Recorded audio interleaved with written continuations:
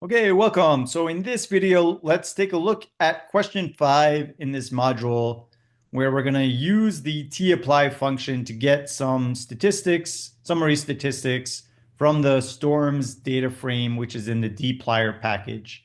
So I've already run a code cell way at the start of this notebook that loaded all of the core tidyverse packages. If you haven't run that code cell, you'll want to run the command library dplyr just to load the dplyr package so that you can access the storms data frame. But we've worked with this data previously in this course. There's like 20,000 observations in this data frame. It's huge. It's a bunch of storm observations from the North Atlantic from 1975 on. And so here are a number of variables in this data frame. You can run the structure command to take a look at all of the summary information. So there's a little bit less than 20,000 observations. There are 13 variables, and we can see all 13 of them as well as the data type of each of those variables. So what we would like to do, it's asking me to do two things. So one, it wants me to calculate the total number of storms in each month. And then secondly, it's asking me to pick random samples, each size 10 for the pressure value for each category of hurricane. So we'll do each of these separately, obviously. So first, let's think about how we could use tapply to find the number of storms that occurred in each month. So let's think about what we want to set for X and the index. So the index here, we're going to go into the storms data frame and we want to calculate the count separately for each month. So that's going to be my index variable, is going to be the month in storms. So usually this index variable is like a factor variable. We went into month, and month is being stored as a number here. And so we'll see what happens. But this is actually a discrete number since the values are like 1, 4, 5, 6, 7 corresponding to the month. So it's not a continuous variable. So it's going to be able to index on month. So each month is a different integer value. The function that we're going to want to apply, we want to count how many observations occurred in each month.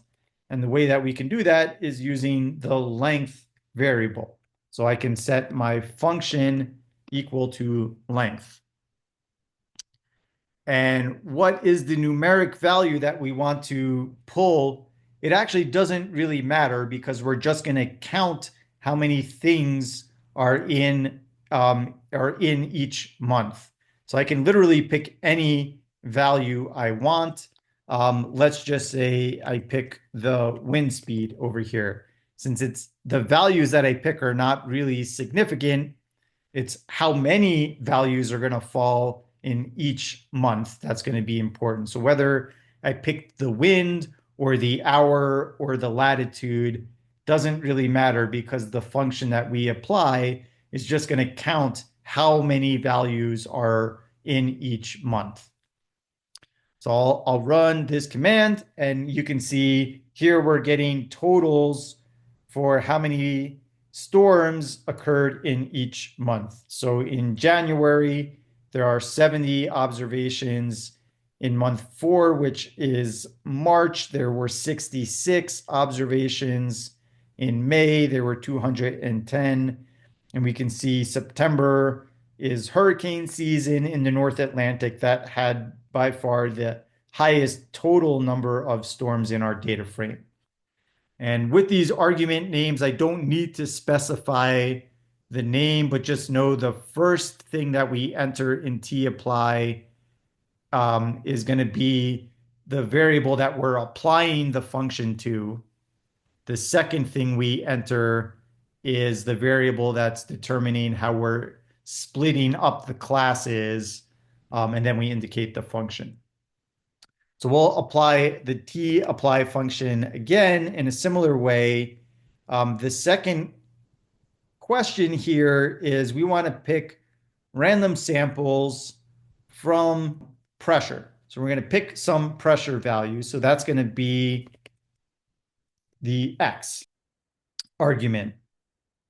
The index is going to be storms, but here we want to do this for each category. And again, usually we index over a factor variable. I'm doing this in a slightly dangerous way. I could always convert category to a factor variable first, and then put it as my index. This is going to work without doing that first because these are discrete values. So for each value of category, it's actually going to be able to think about it correctly as a factor. But to be very safe, what we could do is store the category as a factor and then use that converted variable as my index. That might be a safer way to do it. And then we need to apply a function. So here, what I want to do is pick a bootstrap, or excuse me, just pick a random sample of 10 values, 10 pressure values with replacement. So I want to use this sample function, but the sample function requires some additional arguments. I need to enter the size of the samples that we want to pick. I want my samples to be size 10, and we need to, well, we don't need to, but since I want to place pick with replacement, the default is not to pick with replacement. I'm going to also set the replace argument equal to true. So what these last two arguments are doing, they are going to be arguments that are going to be passed into the sample function. And let's run this code cell. It's going to convert category to a factor variable. And then it went in. There are only 5 categories of hurricane, 1, 2, 3, 4, and 5. So for each of those categories, it picked 10 random pressure values with replacement. So that's what we're looking at here. So that's a slightly more advanced way of applying the tapply function. Okay, we'll get some additional practice with frequency tables in the next video.